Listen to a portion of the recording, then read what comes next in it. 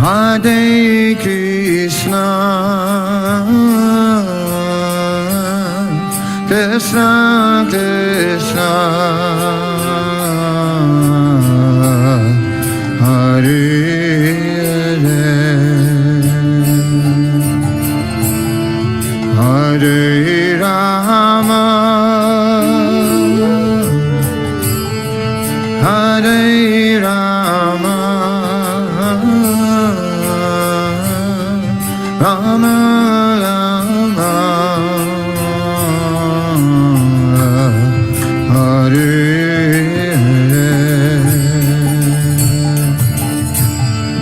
Hare Krishna, Hare Krishna, Krishna Krishna, maybe swap drums. Hare Hare, Hare Rama,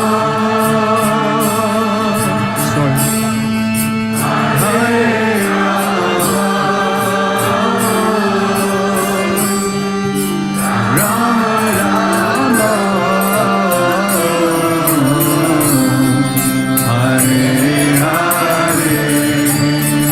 Hare Krishna,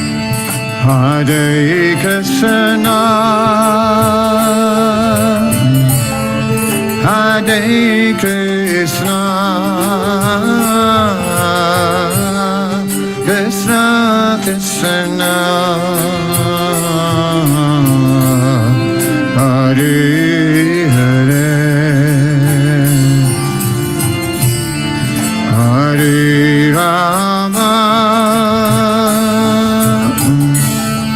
Hare Rama, Rama Rama, Hare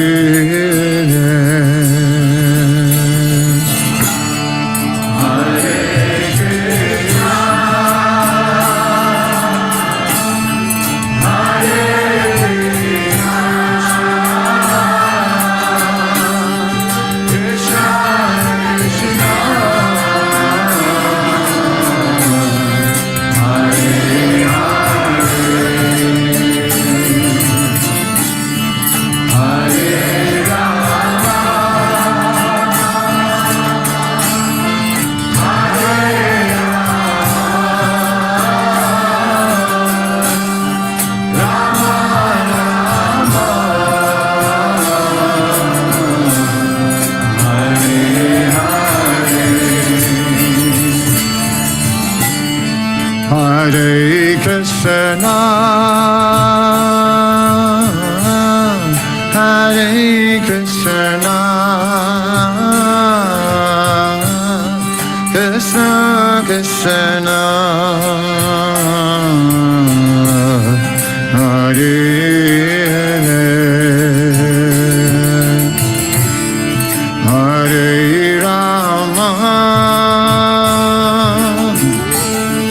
Hare Rama, Rama Rama, Hare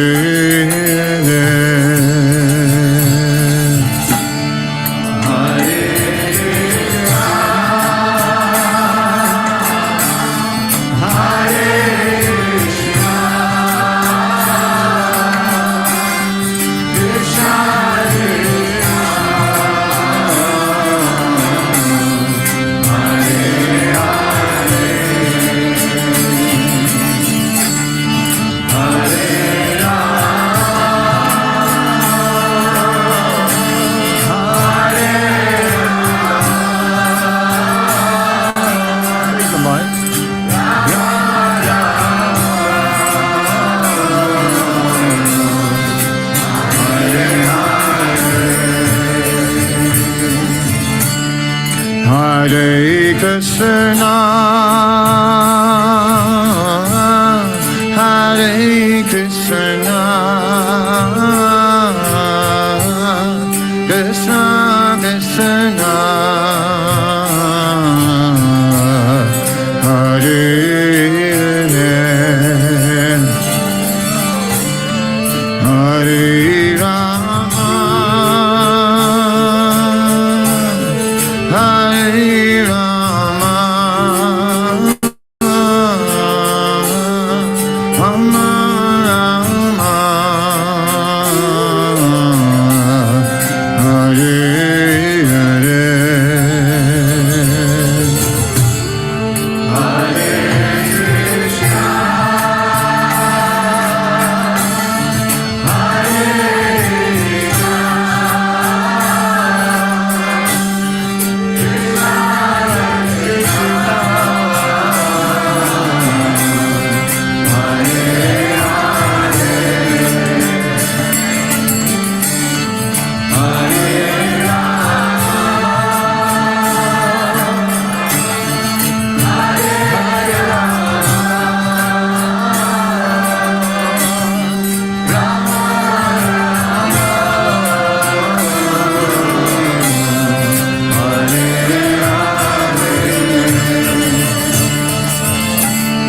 Hare Krishna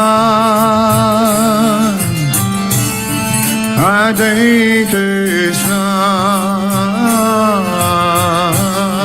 Krishna Krishna Hare Hare Rama Hare Rama Rama Rama Hare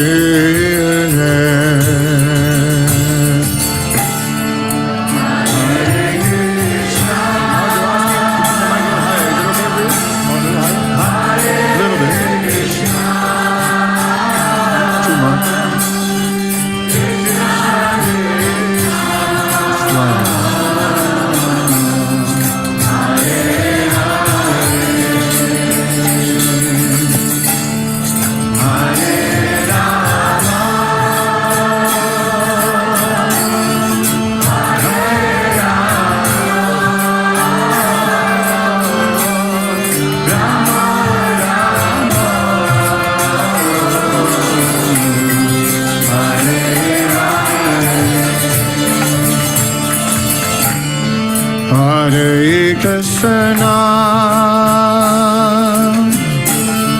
Hare Krishna Krishna Krishna Hare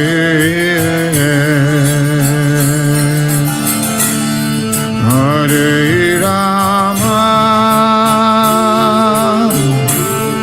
Hare Rama Rama Rama Hare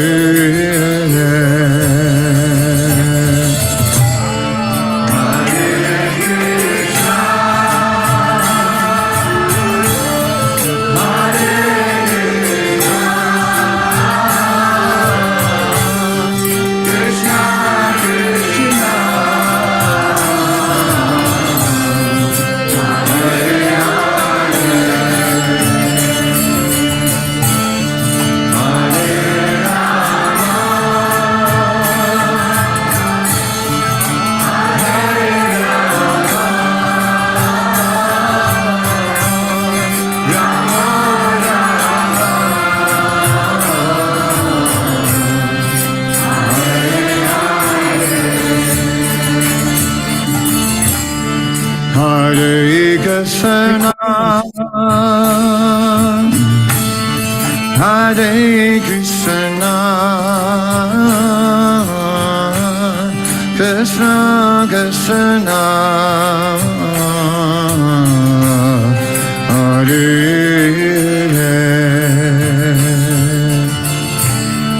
Hare Rama Hare Rama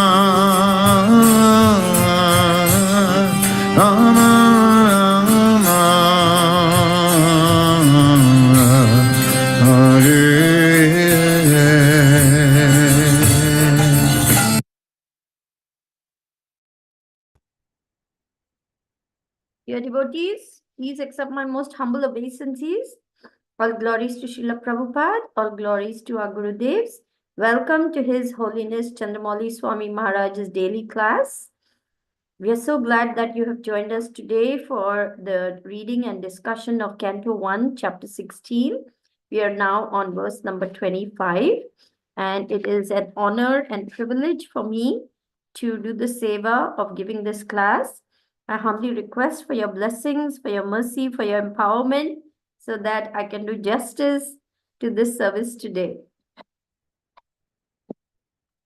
So I will go to the verse and share the screen so we know where we are at, and we can begin with the prayers.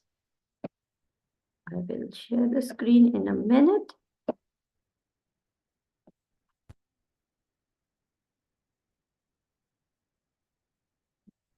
Om Namo Bhagavate Vasudevaya. Om Namo Bhagavate Vasudevaya. Om Namo Bhagavate Vasudevaya. Narayanam Namaskritya Naram Chaiva Naruttamam Devim Saraswatim Vyasam Tato Jaya Mudirayet Nashtaprayeshva Bhadreshu Nityam Bhagavata Sevaya Bhagavati Uttama Shloke Bhaktirbhavati Naishtiki. Dharani Uvacha Bhavan hi Veda Tat Sarvam Yanmam Dharmanuprichasi Chaturbhirvartase Yena Paday Loka Sukhavai. Translation and purport by His Divine Grace A.C. Bhaktivedanta Swami Prabhupada, Srila Prabhupada Ki Jai. The earthly deity in the form of a cow thus replied to the personality of religious principles in the form of a bull. O Dharma, whatever you have inquired from me shall be known to you. I shall try to reply to all those questions. Once you too were maintained by your 4 legs, and you increased happiness all over the universe by the mercy of the Lord. Purport. The principles of religion are laid down by the Lord Himself, and the executor of such laws is Dharmaraj or Yamaraj. Such principles work fully in the age of Satya Yuga. In the Treta Yuga, they are reduced by a fraction of 1/4. In the Dwapar Yuga, they are reduced to 1/2. And in the Kali Yuga, they are reduced to 1/4, gradually diminishing to the 0 point. And then devastation takes place. Happiness in the world depends proportionately on the maintenance of the religious principles individually or collectively. The best part of valor is to maintain the principles despite all kinds of odds. Thus, one can be happy during the span of life and ultimately return to Godhead. Om Agyanatimirandasya Gyananjanashalakaya Chakshurunmilitam Yena Tasmai Shri Guruve Namaha. Shri Chaitanya Manobhishtam Stapitam Yena Bhutale Swayam Rupa Kadamayam Dadati Swapadantikam Vandeham Shri Guru Shri Yutapadakamalam Shri Gurun Vaishnavamscha Shri Rupam Sagrajatam Sahagana Raghunathan Tam Sajivam Sadvaitam Savadutam Parijana Sahitam Krishna Chaitanya Devam Shri Radha Krishna Padan Sahagana Lalita Shri Vishakhanvitamscha He Krishna Karuna Sindhu Dinabandhu Jagatpate Gopesha Gopika Kanta Radha Kanta Namostute Tapta Kanchana Gaurangi Radhe Vrindavaneshwari Rishabhanusute Devi Pranamami Hari Priye Vanchakalpatarubhyasya kripa sindhubhya eva cha patitanam pavanebhyo vaishnavebhyo namo namaha. Nama Om Vishnu Padaya Krishna Preshtaya Bhutale Srimate Chandramauli Swami Niti Namine. Nama Om Vishnu Padaya Krishna Preshtaya Bhutale Srimate Bhakti Vedanta Swami Niti Namine. Namaste Saraswate Deve Gauravani Pracharine निर्विशेष शून्यवादी पाश्चात्यादेशतारिणे. जय श्री कृष्ण चैतन्य प्रभु नित्यानंद श्री अद्वैता गदाधर शिवासादि गौर भक्त वृंद. हरे Krishna Krishna Krishna Hare Hare Hare Rama, Rama Rama, Hare Hare. So here we are talking about Dharmaraj and Dharma in the form of the bull, principle of religion, the personality of religion, and the earthly deity in the form of a cow. They are both conversing with one another. And what is going on over here? Because this Kali, in the form of a king, is beating on the legs of the bull and the calf. They are in a very distressed condition, and each is talking to the other. So the bull has just asked Mother Cow, Madam, are you hale and hearty?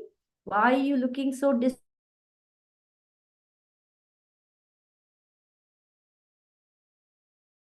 distressed? What is going on with you? And then he gives a whole why she would be unhappy, such as, are you concerned about the state of affairs in the world today where there's so much irreligion? Are you concerned because meat eating in the form of cow slaughtering is happening? Or is there some other reason like this he's asking? And the earthly deity is replying to the personality of religion, dharma, all those questions, and then says that once you two were maintained very nicely, all four of your legs were very strong. Today, the bull is tottering on just one leg called truth. But actually, there are four legs of pure religion. We'll talk about that in a minute. And when all these four legs are nicely maintained, society flourishes, which is what happened in Satyayug. In Satyayug, In Satyayug, let's read what happens in Satyayug. Okay? I hope everybody can see. Shukadev Goswami said, My dear king, in the beginning, during Satyayug, the age of truth, religion is present with all four of its legs intact. By the way, this is Srimad Bhagavatam, Canto 12, Chapter 3, verse 18, and is carefully maintained by the people of that age. These four legs of powerful religion are truthfulness, mercy, austerity, and charity. The people of Satyayug are, for the most part, self-satisfied, merciful, friendly to all, peaceful, sober, and tolerant. They take their pleasure from within, see all things equally, and always endeavor diligently for spiritual perfection. In Treta Yuga, each leg of religion is gradually reduced by 1/4 by the influence of the four pillars of irreligion: lying, violence, dissatisfaction, and quarrel. In the Treta Yuga, people are devoted to ritual performances and severe austerities. They are not excessively violent or very lusty after sensual pleasure. The interest lies primarily in religiosity, economic development, and regulated sense gratification, and they achieve prosperity by following the prescriptions of the three Vedas. Although in this age, society evolves into four separate classes, O king, most people are Brahmanas. In Dwapar Yuga, the religious qualities of austerity, truth, mercy, and charity are reduced to 1/2 by their irreligious counterparts: dissatisfaction, untruth, violence, and enmity. In the Dwapar age, people are interested in glory and are very noble. They devote themselves to the study of the Vedas, possess great opulence, support large families, and enjoy life with vigor. Of the four classes, the Kshatriyas and Brahmanas are most numerous. In the age of Kali, only 1/4 of the religious principles remains. That last remnant will continuously be decreased by the ever-increasing principles of irreligion and will finally be destroyed. In the Kali Yuga, people tend to be greedy, ill-behaved, and merciless, and they fight one another without good reason. Unfortunate and obsessed with material desires, the people of Kali Yuga are almost all Shudras and barbarians. Whoa, just see. So, Satya Yuga is known as the Golden Age, Treta Yuga is known as the Silver Age, Dwapar Yuga as the Copper Age, and Kali Yuga as the Iron Age. And in every age, the good qualities are deteriorating. We'll just see over here in Canto 1, Chapter 17, the next one, how these four are so important for proper progress, happiness, and achieving the goal of the human form of life. austerity, cleanliness, mercy, and truthfulness, the basic principles of religion, prepare the ground for the reception of advancement in spiritual knowledge. And Maharaj Parikshit made this favorable condition possible. Do you see this? Maharaj Parikshit, the son of Abhimanyu, is so experienced that by dint of his expert administration and patronage, it has been possible for you to perform a sacrifice as this. This is being spoken to the sages of Naimisharanya. I will just come to straight this part. Austerity, cleanliness, mercy, and truthfulness, the basic principles of religion, prepare the ground for the reception of advancement in spiritual knowledge. And Maharaj Parikshit made this favorable condition possible. Thus, the rishis of Naimisharanya were able to perform the sacrifices for 1,000 years. In other words, without state support, no doctrines of philosophy or religious principles can progressively advance. There should be complete cooperation between the Brahmanas and Kshatriyas for this common good. Even up to Maharaj Ashok, the same spirit was prevailing. Lord Buddha was sufficiently supported by King Ashok, and thus his particular cult of knowledge was spread all over the world. See how nicely it has been explained over here. These are the 4 pillars on which a strong, God-conscious society progresses nicely by having both material prosperity as well as spiritual progress. Both these are essential. Without this, it is very difficult for people to become happy, because without the codes, as it is said over here, let me explain over here. Let's come to this part. The kings, we are going to the purport, I'm just highlighting it. The kings or the executive heads of all state must know the codes of Lord Krishna, that is generally Bhagavad Gita and Srimad Bhagavatam, and must act accordingly in order to fulfill the mission of human life, which is to make an end to all miseries of material condition.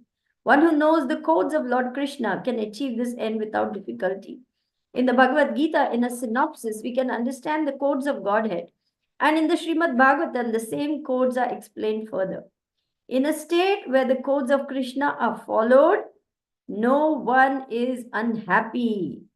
See that? I'm going to read that again. In a state where the codes of Krishna are followed, no one is unhappy. Where such codes are not followed, the first sign is that 3 legs of the representative of religion are cut off, and thereby all miseries follow. When Krishna was personally present, the codes of Krishna were being followed without question. But in his absence, such codes are presented in the pages of Srimad Bhagavatam for the guidance of the blind persons who happen to be at the helm of all affairs.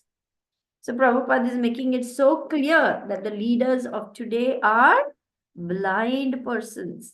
They are at the helm, but they don't know anything because they don't know the Vedas, they don't know the Shastras, they don't know how life is to be conducted. They are not guided by the Vedic codes or any religious or moral codes for that matter.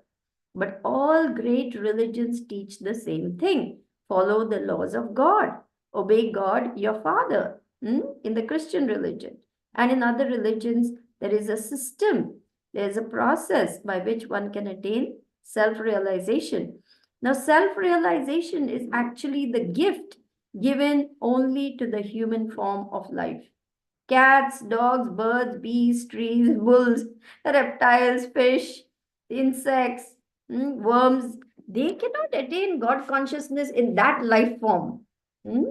Very rarely, of course, if they receive very special mercy, like Lord Chaitanya delivered a dog, Shivananda Sen's dog went back to Godhead.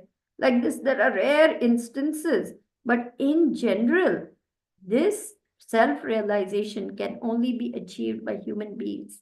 And that is why the human form of life is so valuable. And the kings are meant to guide the citizens to attain that goal of life. In Bhagavad Gita 4:2, let's go over there. It is said, Evam parampara praptam imam rajarsayo vidhu. Let me just pull that up, saying that this supreme science was thus received through evam parampara praptam imam rajarshayo vidu sakale neha mahata yogo nashta parantapa. This supreme science was thus received through the chain of disciplic succession, and the saintly kings understood it in that way. But in course of time, the succession was broken, and therefore the science as it is appears to be lost. And now see, what is the duty of saintly kings? I'm going to highlight it for you. It is clearly stated that Gita was especially meant for saintly kings because they were to execute its purpose in ruling over the citizens. Certainly, Bhagavad Gita was never meant for demoniac persons who would dissipate its value for no one's benefit, would devise all types of interpretations according to personal whims. As soon as the original purpose was scattered by the motives of unscrupulous commentators, there arose the need to re-establish the disciplic succession. So it is the duty of kings to make this knowledge available, to practice it themselves, as well as lead their citizens on the path back home, back to Godhead. In fact, one should never become a father, a mother, a guru, a worshipable demigod, or a spiritual master unless and until he can deliver his dependents from the cycle of birth and death. I'm going to take you to that verse also. It is called 5:5:18, King Rishabdev's instructions to his son. This is how important the goal of self-realization is. 5:5:18. Okay, Reena? Okay, thank you. Guru na sasyat, swajano na sasyat, pita na sasyat, janani na sasyat, daivam na tatsya, na patischa sasyan, na mochayedya samupeta mrityum.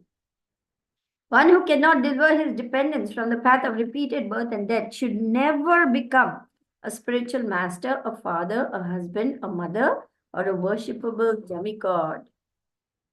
See how important it is for the leader to be God conscious and lead his dependents back home, back to Godhead. If he cannot do so, then he should not become a father or a mother or a demigod or a husband or a spiritual master. So, I remember one mother getting perplexed because she came to Krishna consciousness after her children were born. And she remembers her spiritual master saying, so, will you take your child back to Godhead?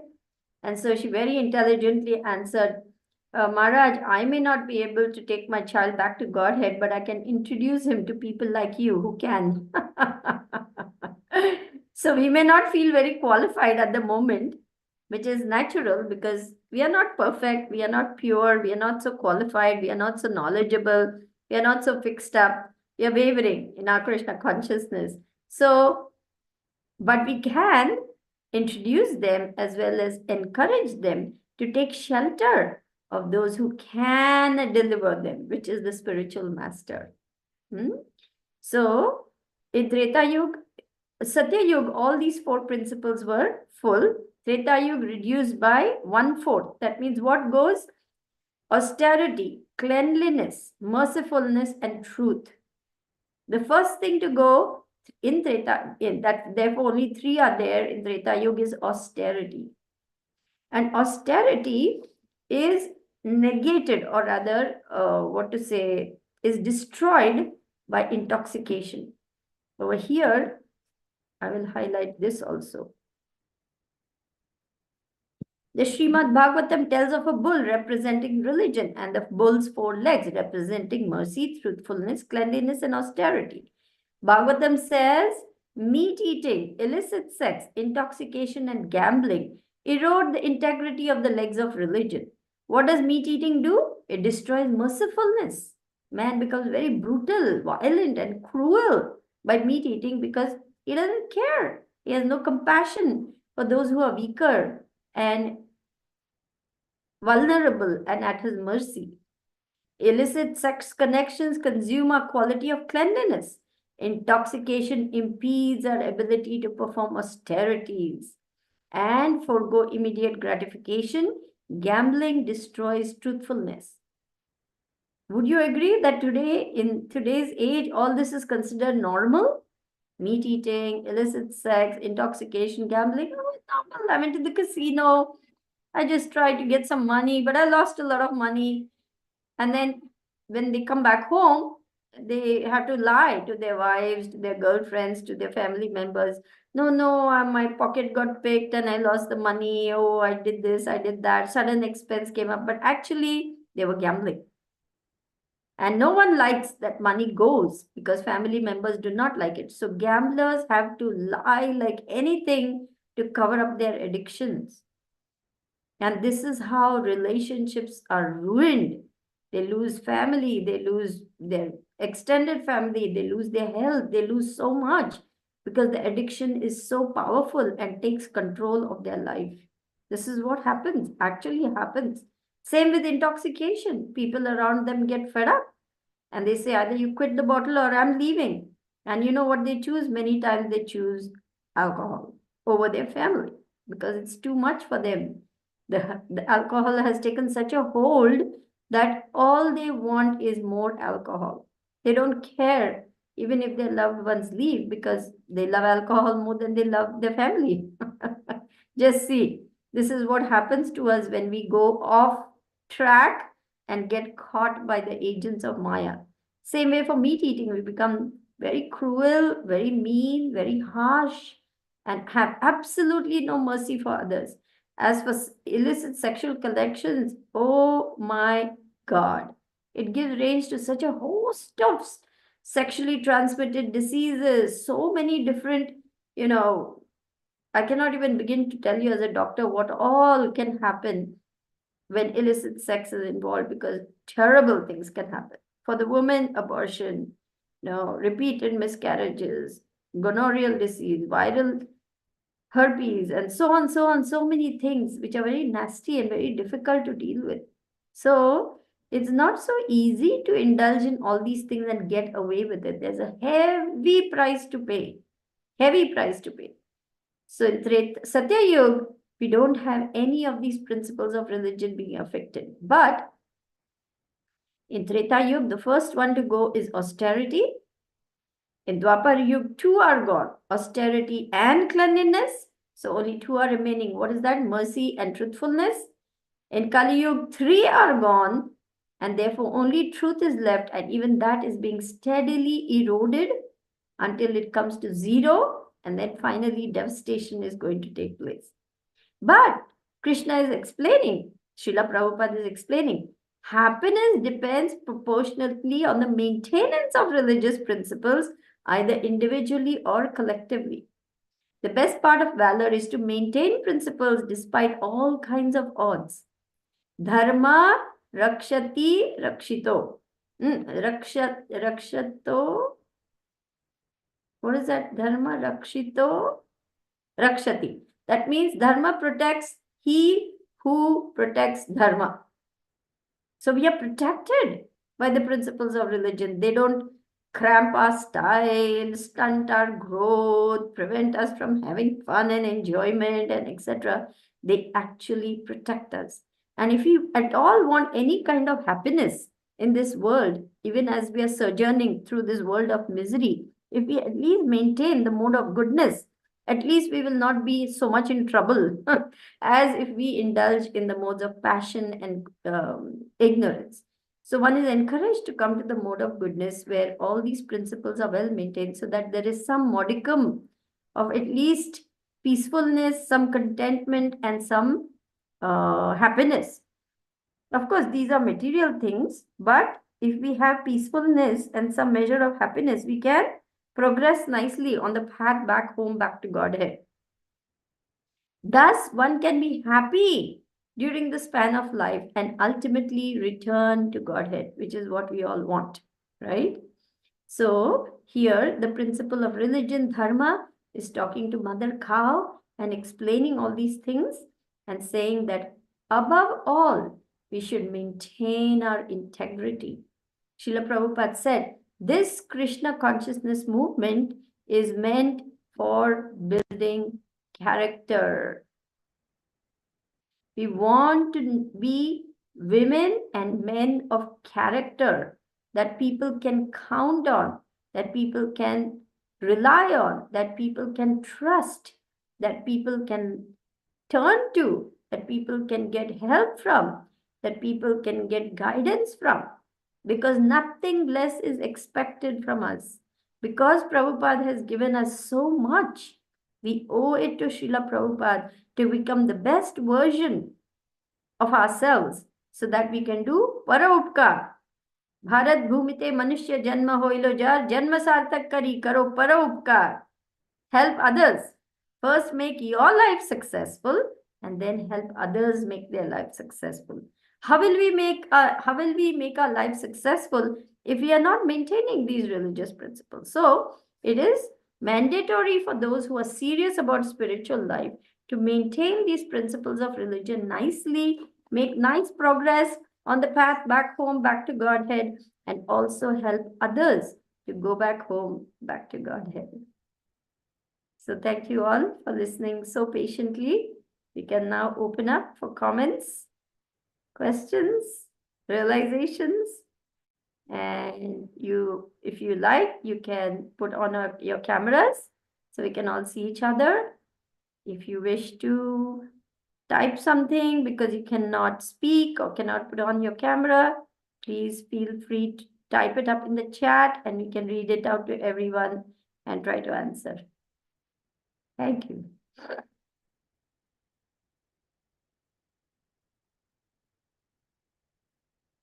Balaji Prabhu, Hare Krishna. Please accept my humble obeisances. All glories to Prabhupada. All glories to Gurudev. Hare Krishna Mataji. Please accept my humble obeisances. All glories to Srila Prabhupada, Guru Varam, Gauranga. Mataji, very nice lecture today. A lot of important points to think upon, in this Kali Yuga. I'm just trying to understand a little bit more, Mataji, slow. In Treta Yuga, in Satya Yuga, we have all these 4 pillars of Dharma, and then slowly it got deteriorated, Yuga after Yuga. But, how did that happen, Mataji? Is it because of the people, not following the Dharma properly, or, what exactly happens in Satya Yuga so that, this, again, we are into this situation, Mataji? Yes. Little by little, the principles of irreligion start creeping in, destroying one by one each of the legs. So lying, violence, quarrel, addictions, all these things start coming in. Let me see if I had that screen share up for you so that you could see it. Did you see that particular, let me see.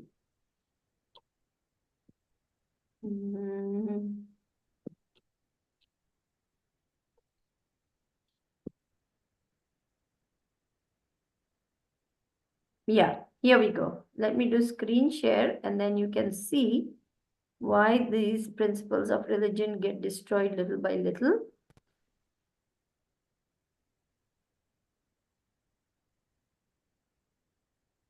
Okay. In Treta Yuga, in Satya Yuga, all 4 are strong, okay?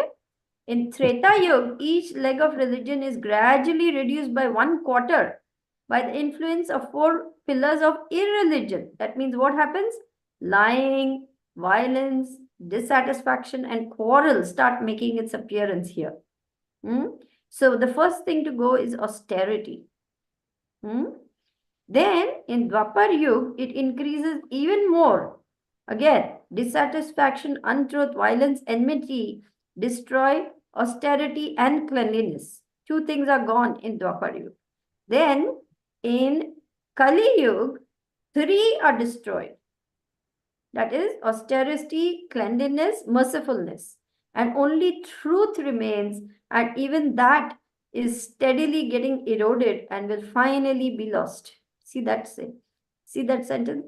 That last remnant will continuously be decreased by the ever-increasing principles of irreligion and will finally be destroyed. That means there's no truth anymore. Everyone lies like crazy, which is already, very normal. People think it's normal to lie about everything. And that's just considered, yeah, that's what everyone does. So I'm going to do the same thing. So this is how the things, So increase. is that happens because of lack of knowledge or Yes, lack of knowledge, lack of guidance, lack of vision, blind leaders. When the leaders are blind, they cannot see anything. Then how they can impart any wisdom or knowledge to others when they themselves don't know? So the darkness of ignorance is overwhelming. And see over here, Krishna explains that, let's see, was it this one?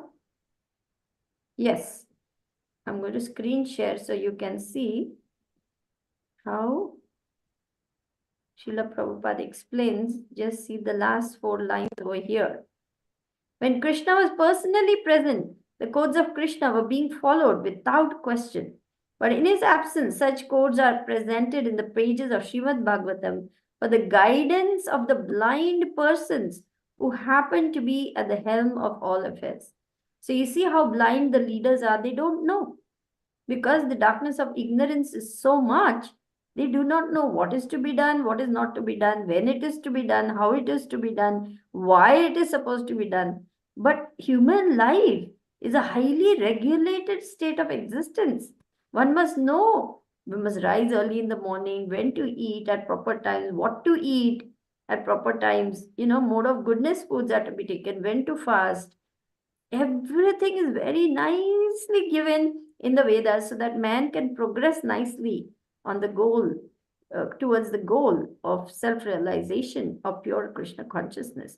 But if you don't know, there is a saying, I cannot give what I don't have. Supposing you come to me, say, give me $10,000, give me $10,000. But if I don't have $10,000, how can I give you anything? You see? So the people who are at the helm of affairs today are level of Shudra. What brains do they have? What moral stature do they have? What religious knowledge do they have? What character and integrity? Practically none. They just, they're self-serving. Self-serving. They're there to fill their pockets, to line their pockets, to enjoy power, prestige, influence, and make a fast buck before their time runs out. That's what the leaders of today are: rascals, dacoits, thieves, bandits. This is Prabhupada's description in the Srimad Bhagavatam of the leaders of today. So, what can we expect with such leadership? On the other hand, when they saintly rule, everyone benefits. Thank you, Mataji. Hare Krishna. Thank you. Nice question. Hare Krishna. Hope that satisfies you, Balaji Prabhu. Yes, Mataji. Okay. Okay. Namrata, please go ahead. Hare Krishna. My humble obeisances, all glories to Srila Prabhupada, all glories to Guru Maharaj, all glories to your wonderful service. Thank you for My humble obeisances. All glories to Prabhupada and Gurudev. All glories to the Vaishnavas. very insightful class. We do talk about this and we do see all these things practically going on in the age of Kali Yuga around us. And so my question is, in Dwapar Yuga, Yudhishthir was a saintly king. So why gambling was considered as kingly play at that time, when at that time Krishna was present himself? Gambling didn't have the connotations that it has today. Gambling was a form of sport indulged in by kings. It was a kind of, just like they would engage in fighting, they would engage in the play of gambling. And because they had immense wealth, the kings were extremely wealthy, very, very, very rich. So gambling didn't mean much, Here, take some gold coins or take some, take a few villages or whatever it is they wagered. So gambling was not considered sinful, nor was it considered detrimental, because there was immense wealth involved. Common people didn't indulge in gambling in those days. So this is my understanding, that it was considered a sport, like they would engage in archery or they would go out hunting. So gambling was just one more thing that kings indulged in. It didn't, today, what is gambling? Gambling is an addiction. People gamble away their homes, their bank accounts. I mean, it's completely out of control, gambling of today. But in those days, there were no casinos, gambling casinos, and organized, it's organized crime, what I say, against humanity. They do it on such a massive scale. And do you know what all they provide for people to come? And at least in the US, they make arrangements for their hotel stay. They say, your hotel stay is free of cost. Come and stay in the hotel next to the gambling casino, because they know once they come, they will gamble away large sums of money. And people, they forget to eat, sleep, drink water, because they're so caught up in gambling. And they gamble away huge sums of money. And it's always, they are very clever. The whole thing is, the machinery is made in such a way that you're going to lose. Somewhere there is one slim chance of winning. So one person somewhere down in that row, oh, I won some money. That makes the other person think, okay, next it's my turn. I just put $10, but I'll get $10 million. That keeps them going more, more, more. And of course, that never happens. You just lose money. This is my understanding of how gambling was then, but we can always check with Guru Maharaj. Yeah, because it is considered as one of the, Pillars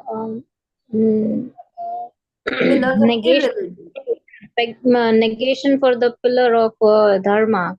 So I was just wondering at that time. But in those days, if somebody was asked to come, Kshatriyas, if somebody said, come join me and play with me in a gambling match, it was like mandatory for the other Kshatriya king to agree. And it was almost like, come and do a sword fighting or duel with me. The Kshatriya couldn't say no because his honor was involved. So same way Yeah, when Yudhishthir, you know that, right? Yudhishthir was asked, he could not say no because he was Kshatriya. So that was the code of conduct at the Kshatriya level. This again is just my little understanding. I can only speak up to the level of my knowledge and my realization. Yatha matim, yatha shrutim, that's all I know. And so we can check with Gurudev why it was considered normal for kings to gamble. Yes, due to lust and greed. And then it becomes an addiction, Balaji. thank you very much. Hare Krishna. Thank you. Nice question. You always ask a deep, thoughtful, thought-provoking question, Namrata. Sometimes I'm just floored. What do I say now? So I have to scratch my head and come up with something, whatever little bit I know, but I know it's not very satisfactory. So let's ask Gurudev. No, see, it's not that. At least part is answered, but I can just say I'm a little inquisitive. I'm a little curious about things. That is why things come up. Very nice, Sorry. very nice. Students should be inquisitive. Then he comes to know more. And actually, everyone benefits. You see, that's why it's so important to ask questions, because when you ask questions, it's not just you. The hearer, the inquirer, and the speaker all are benefited by these questions. So it's very nice. Everyone should ask questions, actually. Very nice. Thank you. Sonalji, Hare Krishna. My humble obeisances to you. All glories to Prabhupada. All glories to Guru Maharaj. Hare Krishna. Thank you for Mataji. Wonderful class. It was very nice. I just a quick one. You mentioned during your explanations that Yamaraj is Dharmaraj or Dharmaraj is Yamaraj. Same. Can you explain it a bit further? Because when these two names come up, I always find that Dharmaraj is slightly positive impression in my mind, whereas Yamaraj has got a bit negative impression. So how can they be? They are the same, basically. Yeah, sometimes Yudhishthir Maharaj is also called Dharmaraj, for Yes. example. Sometimes, because he is the son of Dharma. Well, Dharmaraj and Yamaraj, actually, who is Yamaraj? Yamaraj is the one, meting out justice. So he has to know the laws of religion. Unless I know the laws of religion, how can I decide who is doing wrong, who is doing right, right? So Yamaraj and Dharmaraj are the same. And he is a great devotee of the Lord. So even if you have a negative connotation about Yamaraj, you can remove that from your mind because he is a great servitor. Okay. Just because he is given that very heavy seva doesn't mean he is any less than a great devotee. He is actually a very great devotee of the Lord. He doesn't have a very nice service. It's a very heavy service to avoid punishment to the, Okay. yes, he's one of the Mahajans. Oh, He's okay. one of the Mahajans, Yamaraj. Swayambhu Narada Shambhu Kumara Kapila Manu Janaka Prahlad Bhishma Balir Vayasaki Vayam. So he's not counted as one of the 12 Mahajans, if I'm not mistaken. Swayambhu Brahma, Swayambhu Narada Shambhu, that means Shiva and Narad. Kumar, 4 Kumara, Kapila and Manu. Then Janaka Bhishma, and who is the third one? Look up that verse and let's look up the 12 Mahajans just to make sure that we have got that right. Who are the 12 Mahajans? I'm also rechecking, Mataji. Okay. Let's see.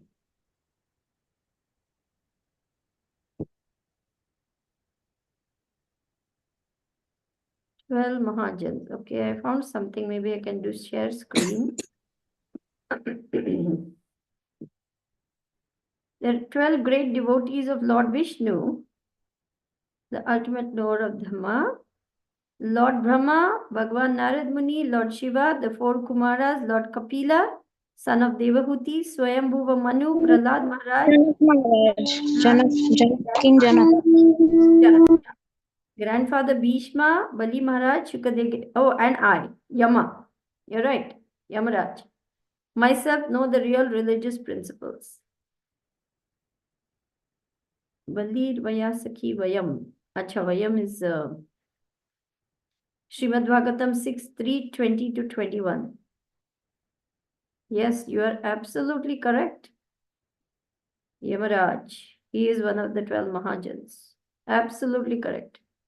Thank you for bringing that out. And can I quickly ask a follow-up question on that one, please? Sure. So what we get is there are some elevated souls who are given the responsibility of Brahma. So Brahma keeps on changing. So does Yamaraj also keep on changing, and does it apply to these 12 Kumaras and other Mahajanas as well? Because I haven't heard that 12 Kumaras change. I mean, it's just, I think I've heard that only Brahma changes. Is that right? Brahma is a post. Brahma Yeah. is a post. But also sometimes Yamaraj, because when he comes as Vidur, someone else took that post for that time. I cannot remember who. But when he was sent down to earth by the curse, he became Vidur. Yeah. And at that time, another person was there. When he finished his existence as Vidur, he went back to his post as Yamaraj. But yes, Brahma is a post, and even the living entity can rise to the point of Brahma. And sometimes when there is no one, the Lord himself becomes Brahma to carry out that. So yes, it's a post. People can take up that But post. Yamaraj is not a post, or neither of the other 12 Kumaras except Brahma. Is that right? Yeah, post in the sense that he's given that administrative duty of secondary creator. So therefore, he is occupying that particular post, it is said. And even a Jiva soul can rise to the point of Brahma. Yes, but the question is the other 12 Mahajanas except Brahma. So other 11 Mahajanas. I don't I don't recall reading any such thing Yeah. that, Narad Muni or Shambhu, because they're all, They are all right, they're Mahajans, but they're personalities. personalities. Okay, They're fine. not, it's not a post. Narad Muni is a personality, he's Dev Rishi. Yep. And Lord Shiva is the, Yep. destroyer. And Yeah. then we have Kumar, Kapil Dev, Manu, Swayambhuva Manu. There are many Swayambhuva Manus. There Yeah, are 71 in every Yeah. Yuga cycle. So that's a post. Yes, Swayambhuva Manu is a post. But again, how much that changes, or can someone else take that post? I do not know the answer to that. Kumar, Shambhu, Swayambhuva Manu. Janak is Janak Rishi, Janak Maharaj. Bhishma is Bhishma Dev. Kapila Manu, Janak Bhishma. Bali is Bali Maharaj. Then Dev Goswami, and then Yamraj. Thank you so much for clarifying. Hare Krishna. Oh, I don't know whether I clarified or confused you more, so you may want to research that more. And also Well, at ask least Gurudev. it cleared a few things. I don't know. A I'll few read things, more yeah. and I'll have more questions probably. I don't know. No, it's good to get full clarity. So because I'm not able to answer you completely, you might like to research that, read up more, ask Guru Maharaj, so that you have full clarity. There's a great satisfaction in getting full clarity. Yeah, thank you, Mataji. Hare Krishna. Hare Krishna.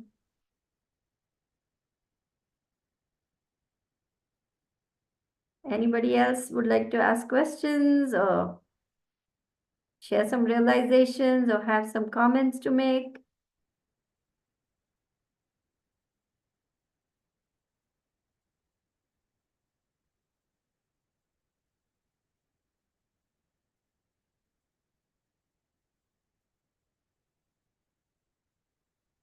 Okay, if there's nothing else, then we can end the call for today. Is that all right with everyone? So thank you all so very much.